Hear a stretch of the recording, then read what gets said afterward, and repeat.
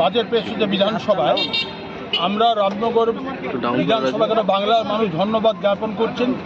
বাংলা মুখ্যমন্ত্রী শ্রীমতী মমতা বন্দ্যোপাধ্যায় উদার হস্তে পশ্চিমবাংলায় 10 কোটি মানুষের স্বার্থে যে ধরনের বাজেট পেশ করেছেন, সাধারণ মানুষ, খেটে খাওয়া মানুষ, মধ্যবিত্ত মানুষের জন্য উদার হস্তে তিনি কিন্তু মুক্ত হস্তে মানুষের কাছে পৌঁছে যাচ্ছে, বিভিন্ন প্রকল্প পৌঁছে দেওয়ার চেষ্টা করেছেন।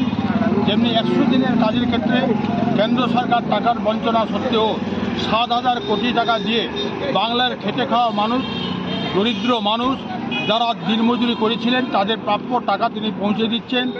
2 নম্বর হচ্ছে আমাদের বার্ধক্য ভাতার ক্ষেত্রে আজকে সারা বাংলায় যারা 60 বছরের ঊর্ধ্বে সেই মানুষেরা 1000 টাকা করে অ্যাকাউন্টে তিনি প্রবেশ করিয়েছেন। এবং তার সঙ্গে সঙ্গে আমাদের বাংলায় যারা মানবিক পেনশন পেতেন সেই মানবিক পেনশনের ক্ষেত্রে, প্রতিবন্ধী ভাতার ক্ষেত্রেও সেই টাকা তিনি কিন্তু অধিক সংখ্যক বাড়িয়েছেন। লক্ষ্মী ভাণ্ডার যারা পেতেন 500 টাকা করে তাদের ক্ষেত্রে হাসিমুখ ফুরিয়েছেন, তাদের মে মাস থেকে 1000 টাকা করে দিয়েছেন। এবং আমাদের মৎস্যজীবী যারা আছেন, যারা সমুদ্রে মৎস্য শিকার করেন, মৎস্যর সঙ্গে যুক্ত যারা আছেন, সেই মৎস্যজীবী যে আজকে 2 মাস ধরে সমুদ্রে কোনো ট্রলার লঞ্চ যায় না, তাদের জন্য প্রতি মাসে 5,000 টাকা করে, অর্থাৎ 10,000 টাকা 2 মাসের জন্য তারা টাকা পাবে। যেমনি আমাদের ব্লকে কেবলমাত্র 13,000 মৎস্যজীবী কার্ড রয়েছে, তারা প্রত্যেকে সেই সুফলটা পাবেন, তারা উপকৃত হবেন, যে সময় তাদের কোনো উৎপাদন বা কোনো অন্ন সংস্থান করার ব্যবস্থা থাকে না। এবার সর্বোপরি আমাদের বাংলার মুখ্যমন্ত্রী আজকে যারা চাকরি করেন, যারা আন্দোলন করেছেন, আন্দোলনের ব্যক্তিদের জন্য আজকে 4% ডিএ বাড়িয়েছেন, সর্বসাকুল্যে 14% ডিএ হলো রাজ্য সরকার বাড়িয়েছেন।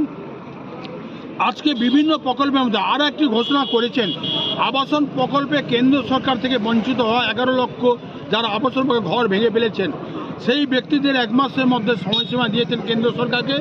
সেই টাকা না দিলে রাজ্য সরকার রাজ্য কোষাগার থেকে 11 লক্ষ মানুষ, গৃহহীন মানুষকে অর্থ দিয়ে তাদের গৃহ নির্মাণ করার ব্যবস্থা গ্রহণ করেছেন। বাংলার মুখ্যমন্ত্রী শ্রীমতী মমতা বন্দ্যোপাধ্যায় যে সমস্ত প্রকল্পের মাধ্যম দিয়ে সারা বাংলায় দলমত নির্বিশেষে প্রাপক যে সমস্ত ব্যক্তি আছেন, যারা আজকে যেই মানুষগুলো অবহেলিত ছিলেন সেই মানুষের পাশে বাঁচিয়েছেন। একমাত্র সরকার আমাদের রাজ্য সরকার, ভারতবর্ষের এমন একটি সরকার, বাংলার মুখ্যমন্ত্রী মমতা বন্দ্যোপাধ্যায়, মানবিক মুখ্যমন্ত্রী মমতা বন্দ্যোপাধ্যায় বাংলার 10 কোটি মানুষের জন্য যে উপহার দিচ্ছেন বিভিন্ন প্রকল্পের মাধ্যম দিয়ে, আমরা আগামী 2000 লোকসভা নির্বাচনের প্রাক্কালে একথা বলতে পারি, 2011 সালে ক্ষমতা আসীন হওয়ার পরে বাংলার মুখ্যমন্ত্রী আমাদের দীঘাকে নবরূপে নবসাজে সাজিয়েছেন। তেমনি জগন্নাথ মন্দিরও সম্পূর্ণ হওয়ার পরে তিনি উদ্বোধন করবেন বলেছেন। আরও লক্ষ লক্ষ পর্যটক এখানে সমাগম হবে, মানুষের অর্থনৈতিক সমৃদ্ধি ঘটবে। তাই আমরা এই বাংলার সোনার বাংলা তৈরি হবে এই বিশ্বাস ভরসা আমরা রেখেছি। দাদা, রামনগর যেখানে পৌরসভা হওয়ার একটা ইঙ্গিত পাওয়া যাচ্ছে, ওইটা নিয়ে যদি কিছু বলেন।